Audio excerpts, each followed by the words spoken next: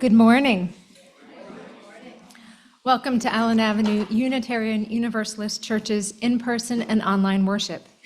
Whether today is your first time here or you've been coming for years, we're so glad you're with us.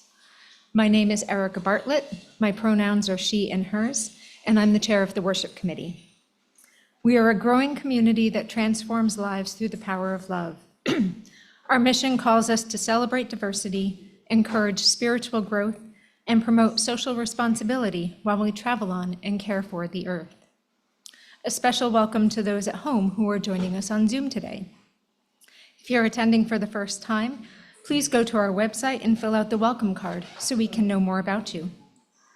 This morning's service about friendship is presented by Allen Avenue's Worship Committee. Lay-led worship is a tradition at this and many other Unitarian Universalist societies. Here at Allen Avenue, the worship committee either sponsors or presents one such service a month. On most other Sundays, services are led by our minister, Reverend Tara Humphreys. And I have a few announcements. You may have noticed that you have an insert today about the holiday fair, which will probably be here before we know it, now on December 7th. So please take a look at that. There's also a sign-up board in the foyer, and you can also contact Terry Grover or Celeste Stickney if you have questions or want to be involved. Challenging times call for jubilant singing. All are invited to join a community-wide sing-along this afternoon at 2 p.m. with Portland area churches, meeting at First Congregation Church UCC in South Portland. No musical ability necessary. More info can be found in the blue and orange posters on the community bulletin board outside rooms 7 and 9. And also today, join John, Judith, and Reverend Tara at 4 p.m. for the monthly Queer Community Conversations group in rooms 7 to 9 or on Zoom. Our new time is 4 p.m. on the third Sunday of the month. All who hold an identity under the LGBTQIA umbrella are welcome. Now we invite you all to take this opportunity to silence your cell phones so that we can be fully present with one another. And after the service, please grab a cup of coffee or tea in the kitchen window and stay for conversation in the foyer, or head down to the end of the long hallway to join a group for the brown bag lunch. Those on Zoom may stay on and connect with one another. And now let us center our hearts and minds with the ringing of the chimes.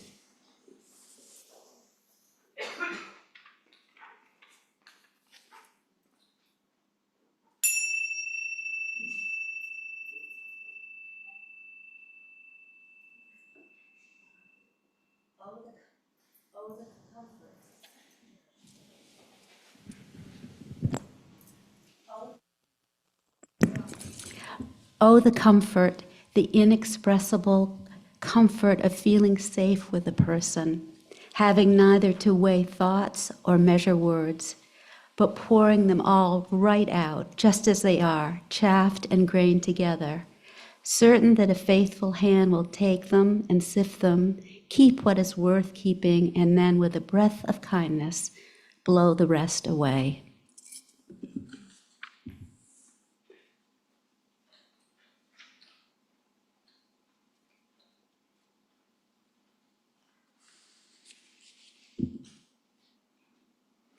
Our chalice lighting is by Brian C. Lee, The Light Within Us.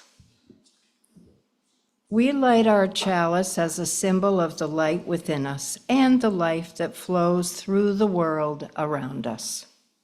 It is our beacon as we search for truth. It is the warmth in our hearts for love. And it is the energy that propels us to action. May we be kindled by our time together.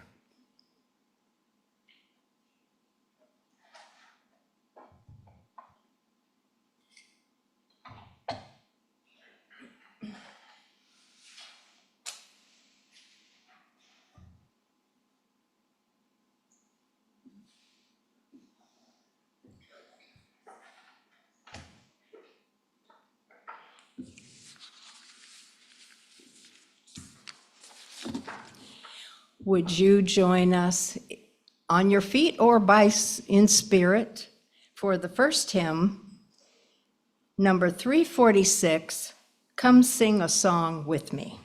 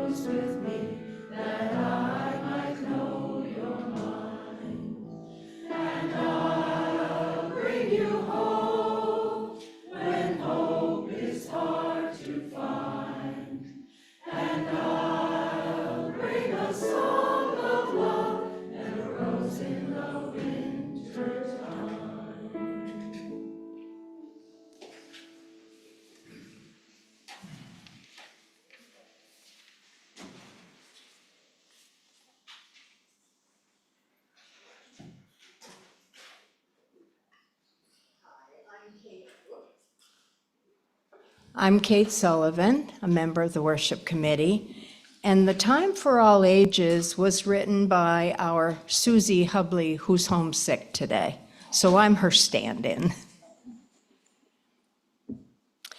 Today I'd like to share a chat about friendship and Winnie the Pooh. Do any of you young people, or young at heart, know who Winnie the Pooh is? All right, Winnie is famous. Do any of our young folks down front know who Winnie the Pooh is? Would you like to share your thoughts about Winnie? Have you read the stories? A bear who likes honey. So true. And who of our young at heart people want to talk about Winnie the Pooh? Anyone want to share memories of the books or your feelings about the little bear? It's in her nightstand. A house at Pooh Corners in her nightstand. And all his friends. Yeah. Well, I'm glad he's so famous. He was one of my favorites. So, there's very few people here who don't know who he was, but just in case, he's a stuffed bear who comes to life in the stories written by A.A. Milne for his little son, Christopher Robin. Christopher Robin was a real little boy. but his dad also made him part of the stories. When I was young, my parents read these stories to me, and I loved to hear about Pooh and Christopher Robin and all of their animal friends. Any of you who have heard the stories, and there are many, do you know who any of these animal friends are? Can anyone name some? You can just shout it out. Eeyore, Tigger, Roo, Piglet, Rabbit, Owl. All right. Well, there was a little pig named Piglet, a rabbit named Rabbit, and somebody has their rabbit with them today. A donkey named Eeyore, a tiger named Tigger, a kangaroo named Kanga, and her baby kangaroo, who was called just Roo. Those are the ones I remember, and so do you. There may have been others. I'm going to read you a little bit from one of those stories. In this scene, the boy, Christopher Robin, is talking with his animal friends, including Pooh and Piglet. And Christopher Robin says, "What do you like best in the world, Pooh?" "Well," said Pooh, "what I like best," and then he had to stop and think. Because although eating honey was a very good thing to do, there was a moment just before you began to eat, which was better than when you were. But he didn't know what it was called. And then he thought that being with Christopher Robin was a very good thing. And having Piglet near was a very friendly thing to have. And so when he thought it all out, he said, "What I like best in the whole world is me and Piglet going to see you.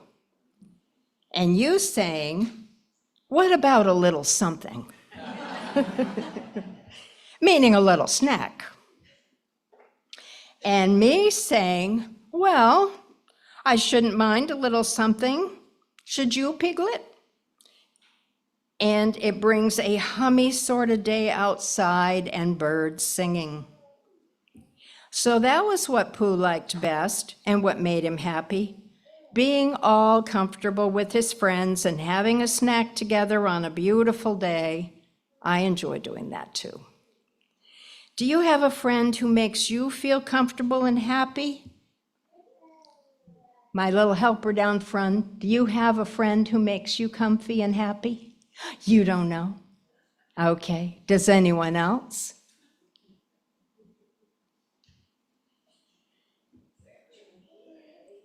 I heard something.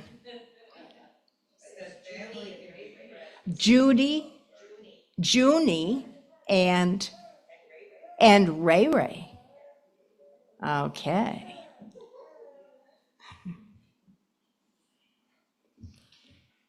Thank you for talking with me, and have a great day.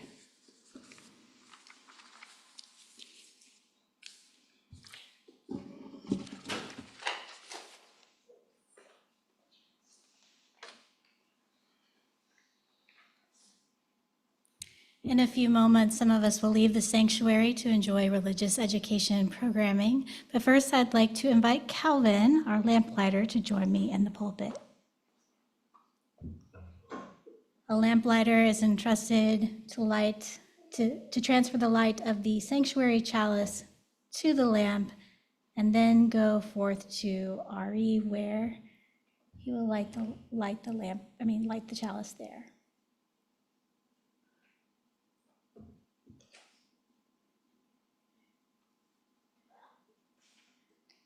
I invite those going to RE to follow the lamplighter as we carry the flame, expanding our sacred space.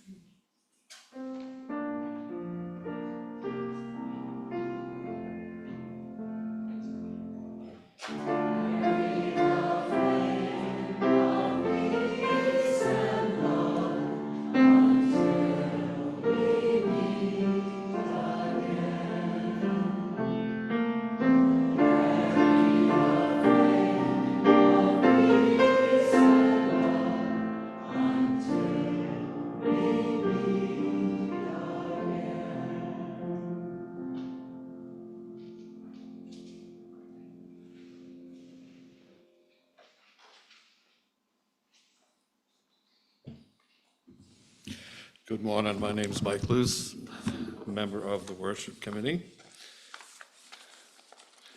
The title of my reflection is, Can You Be My Friend? So I lost a friend a few years ago. He wasn't the closest of my circle, but we'd been good friends in high school and later in college. He's a really bright and talented musician. But we lost touch, as you do for a number of years, finally reconnecting through Facebook. And that was good. But little by little, it became apparent that things had changed. There were snide and derogatory comments about women, especially teachers indoctrinating kids, and other stuff I forget the details about because I want to. But, generally, it was becoming kind of MAGA adjacent. I'm not going to waste anybody's time with the particulars, but we don't communicate anymore. So I've been thinking about friendship and what it is and isn't ever since. A long time before we decided to do a service on it. I have a circle of friends formed mostly when I was in music school, but only one of them is a musician. We've all had partially overlapping career paths. In a lot of ways, we've diverged, but the things we share generally would be described as liberal beliefs, not to say there aren't spirited and loud discussions about the finer points of things and sometimes bigger stuff. But basically, it's a bunch of old hippies scoffing at each other. We were drawn to each other in that period of time when who we are is solidifying and the bonds remain. There are a lot of people I was close to at the time, but only those few I really remained close to. Most every Saturday morning, I've shown up at Jeff's on Saturday morning. I just walk in, pour the tea water he has ready, and we review things. He's a welder. I was a musician, then a social worker, really different people in a whole lot of ways, but we're tight. I even bailed him out once a long time ago. Some differences are just fine, but it's about ignoring. What do we ignore so we can be friends? What are my solid lines? Objectively, I had a lot more in common with my now ex-friend, but none of that matters. Losing that friendship was a real disappointment. From friendship to zero. And I don't have that many friends from back in the day. I balance the small number of soul-deep friends with lots of people I can be really friendly with. And lately, a spiritual enrichment group, which slowly brings the depth of relationship among members, not possible in larger groups. I'm hopeful and grateful for that. Can I call it a ministry of friends? Sure. Of course, stereotypical Maynard that I am, I'm slow about these things. But with time, I can feel how it's deepening. I found I'm not a person who needs a ton of close friends, but I'm really grateful for them, old and new. For the joys and sorrows shared aloud and those that are unspoken and live in the wider community, let us take a moment of reflection and prayer. May we take this moment to reflect on our joys and sorrows and acknowledge the mutual support of friends and community. May we remember those who have spoken, those they have named, and those we hold in silence in our hearts.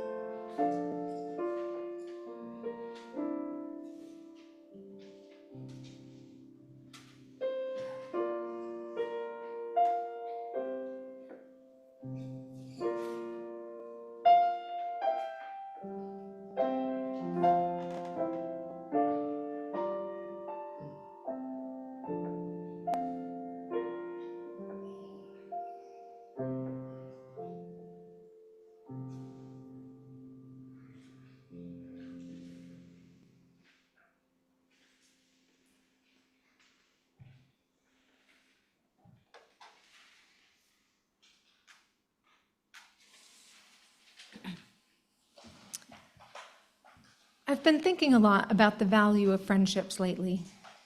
One reason for that is because of a conversation I had a few months ago with a friend who's getting divorced after 17 years. We started talking about how even if you have a spouse or a partner or kids, that's not a guarantee those people will still be around as you get older. All kinds of things could happen that would change those relationships. Then my friend said, maybe I should think more about friends as I get older. Friendships aren't a guarantee either, but she isn't the only one thinking this way. I recently read a book called The Other Significant Others: Reimagining Life with Friendship at the Center by Raina Cohen. And the book talked about a lot of people who are exploring deeper friendships and different ways of thinking about friendship. And focusing more on friends sounds like a good idea considering how many people report feeling lonely these days. As someone who's single and doesn't have kids, I've put more value on my friendships for a long time. One thing I appreciate is that I can have friends who like different activities, or who have different interests, or who I connect with in different ways. For example, one of my closest friends is someone I met at a young adult conference back in 2006, and we bonded over having lost a parent at a young age to cancer. I met another friend at a writers group, so we can talk about writing, and we both like going to some of the same events. Other friends I've met here at church, and I can discuss a wide range of topics with them. And I'm grateful for the couple of friends I have from high school, since they can understand old references and know where I've come from.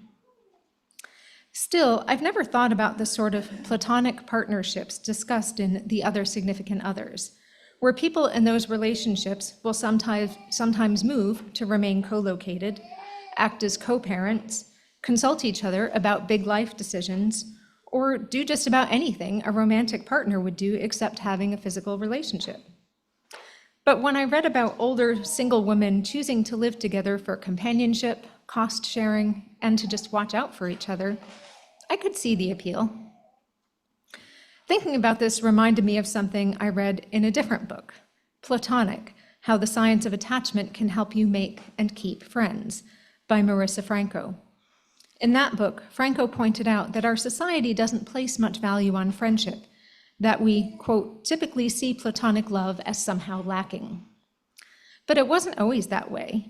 The term platonic love was coined by an Italian scholar named Marsilio Ficino in the 15th century, and he had something different in mind. To him, platonic love, quote, reflected Plato's vision of a love so powerful it transcended the physical. It was a purer form of love and was viewed as superior to romance, end quote. I found that fascinating, and the fact that books like Platonic and The Other Significant Others have been published recently seem to indicate that people are becoming more interested in that idea of platonic love. It may take a while for our society to catch up and value friendship the way families are valued, but we can all start thinking about how we view our friendships, being more intentional about them, and valuing them for the important relationships they are.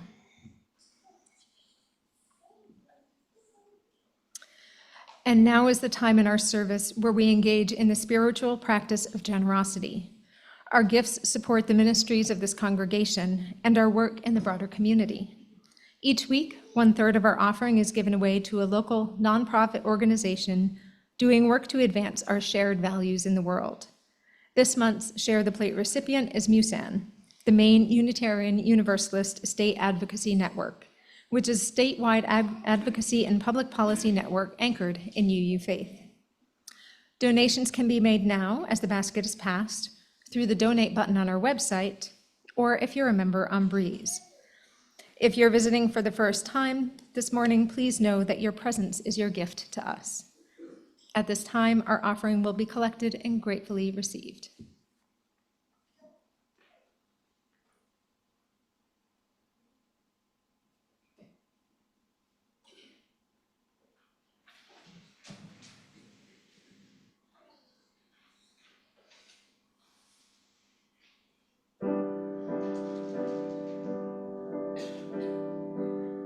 I hope the day will be a light on my way.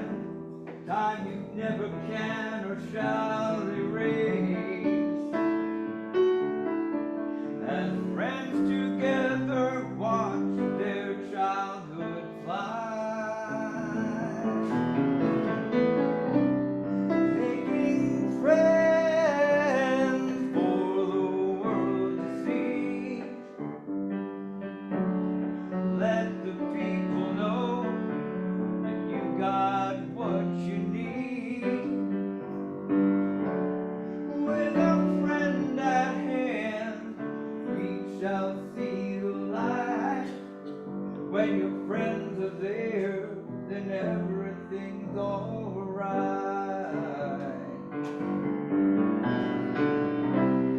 Making friends for the world to see. Let the people know you got what you need. With a friend at hand, you shall see the light. If your friends are there, then everything's alright.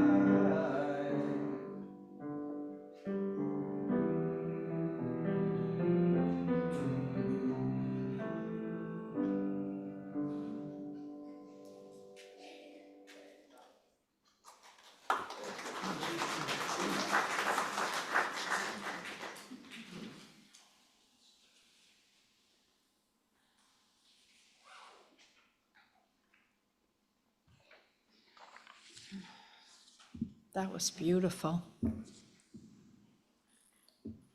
When you most need a friend. I have many cherished, joyful memories of shared experiences with my friends, including vacation trips, exploring mutual interests in literature, music, and film, meaningful conversations over tea, and volunteering to significant causes. In Carole King's song, "You've Got a Friend," the lyrics tell the story of the loving, dependable, reassuring, drop everything response of someone who deeply cares when we experience life's challenges. And how grateful am I when I most need the emotional and practical support of my chosen family members, my friends, and they show up, often without being asked.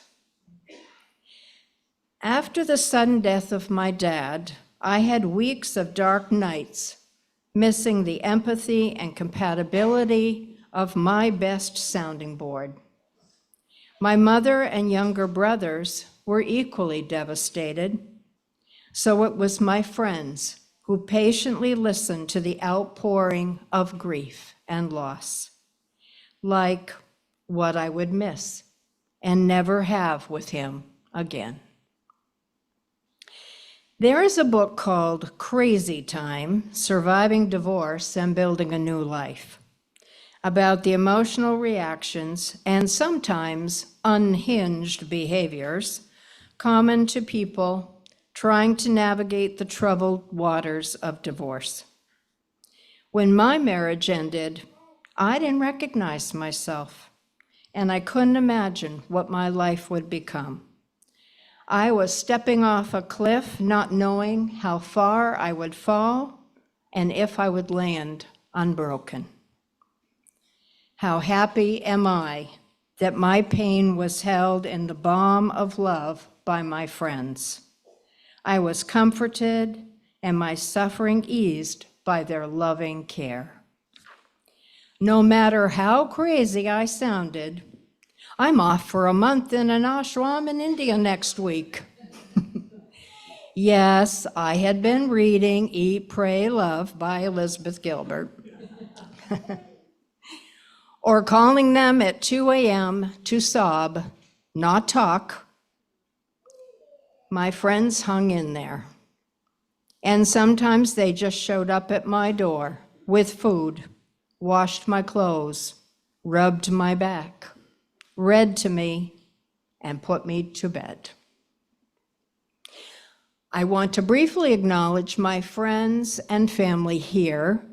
You know who you are. You stepped up when I needed you before, and you've already offered to step up again. I am grateful for you. Let's never underestimate the value and importance of friendship. No one can be all things to another person. Even in loving, intact families, there are roles and holes only a good friend can fill up.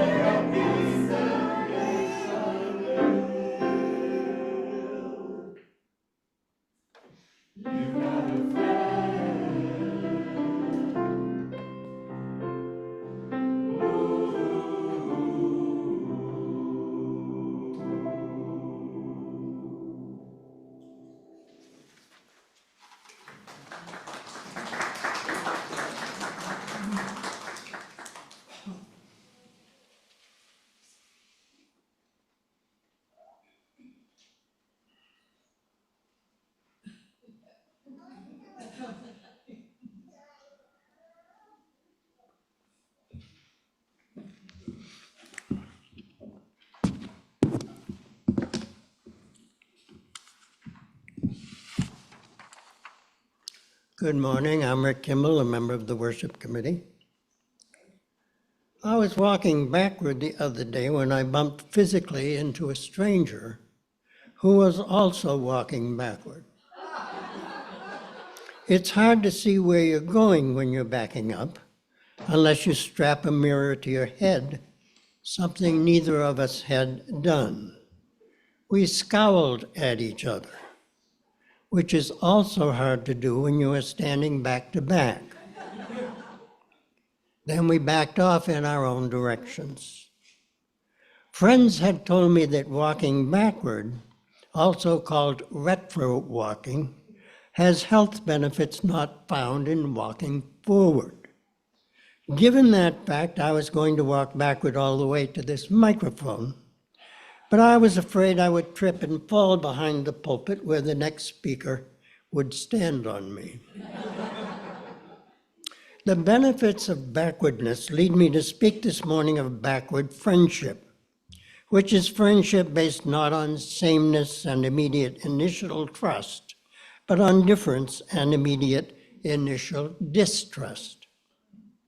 My twin sister and I first experienced backward friendship at an early age. Growing up on Forest Avenue in Orono, we were allowed to walk by ourselves on the sidewalk as far as the post office corner. On one daring day, we broke the rule, turned the corner, and walked on into a new neighborhood where two boys a bit older than we were watched us warily. We watched them warily right back, until one of them picked up a small stone and threw it across the street at us. Well, turfdom time, sing the songs of West Side Story. We picked up small stones of our own and threw them back in retaliation. I don't remember how we ended that initial encounter. Perhaps lunchtime called. But I do remember this. We returned several times to that place on Benneck Road, and soon the boys ventured our way. We became acquainted and accepting, so stopped throwing stones and started playing together in a friendship that lasted until different school classes and schedules pulled us gradually apart. We had learned a lesson. Don't be too quick to judge. I relearned the lesson here in this church some years ago. Another very active member and I were relating very cautiously, each quite sure of being right, and each quite certain the other was wrong in troubling ways. Eventually, our differences led us into an angry argument about whether something I had written was too sexually suggestive to be appropriate for worship. I finally gave way, and a good thing too, I can see in retrospect. And a good thing as well, because through our conflict, we each discovered in the other strength and care and thoughtfulness we had not appreciated before. Lasting backward friendship grew. Later, a new staff member told me in our first serious discussion that I did not know what I was talking about. But I did know some useful truths, and so did she, and in time, a new backward friendship grew. Friendship is not always backward, of course. It does not always grow out of doubt and distrust. When my wife Tyrell and I met, it wasn't love at first sight, but sure was appreciation and interest. And we went forward rapidly into a wonderful relationship that has lasted for decades, through good times and bad. Forward friendship is good too. But backward friendship is my subject for today, and I sound its praise. Beware the quick judgment. Avoid the skin-deep assessment. Give friendship time to develop. Don't be afraid of the backward. I won't suggest that we all walk backward today as we leave the sanctuary. We are too crowded for that to be safe. But I do advocate looking around at all the people to see if you might find friendship where you least expect it. Backward friendship. And once I leave the church, I'll go walking around backward, hoping to make friends with that person I bumped into and scowled at not so long ago. That is, if I recognize it, the person, which is doubtful because I don't even know what its pronouns are. But anyway, back to backward friendships. Make some. They will be powerful because you and your new friend will have already overcome the obstacles of doubt and distrust. Backward friendships help you grow forward. Now, we could at this point reasonably sing forward through the ages, but we're not going to do that. Instead, we will sing Lean on Me. That's number 1021 in the Teal Book, and the words will be on the screen. Dale will play it through once, then we'll stand and take it from the top.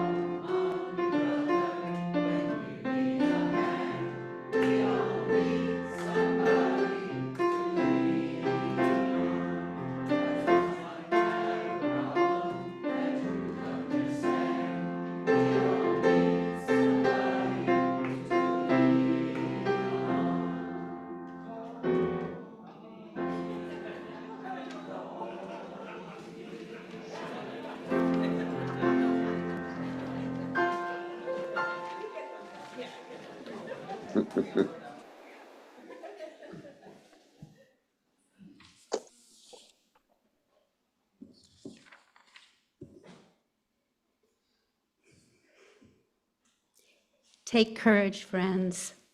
The way is often hard and the path is never clear. And the stakes are very high.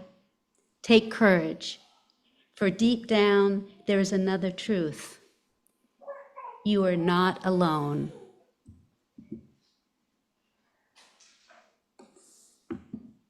Our service has ended.